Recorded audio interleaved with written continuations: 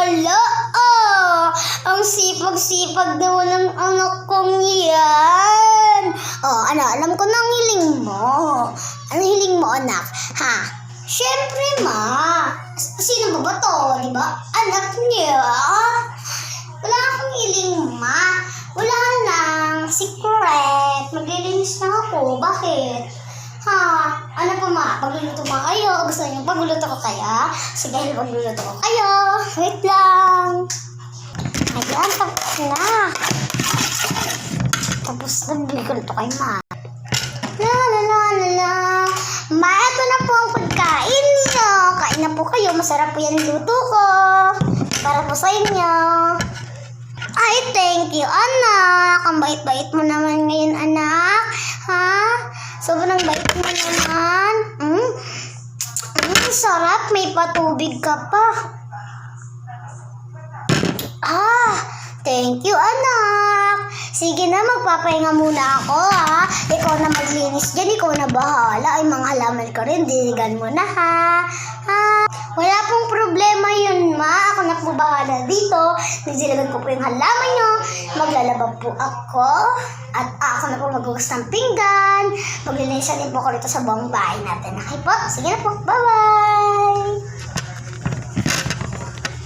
Hi guys! Ako nga po pala si Paula Iserot. At kayo po ay ang aking mga viewers. Shoutout po sa inyo lahat. Ako po ay isang nag-acting sa ating vlogs. Ako po nga pala ang vloggers. So ito po yung mga ginamit kong pang-acting for a day. Ayan, and itong this. Ayan po yung mga ginamit ko. Ayan po. Sa upuan. Tsaka po yung mga plato na ko po doon. Tsaka yung baso. So, sana supportan niyo po ako. At yung nag-comment sa akin na hindi ako mahilig mag-prank. Hindi ko po kaya kasi po, hindi ko po kayang gawin sa tito ko yun. Kasi po, ang hirap niya i-prank. At saka pag napaprank ko po siya, ang bait niya po sa akin. Binibigyan niya po ako ng pera.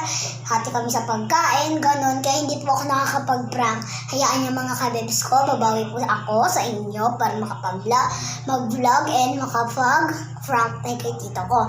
So, bihira po kasi ako. Pag dito lang po kami dalawa ng tito ko, tsaka po naisipan ko mag-prank.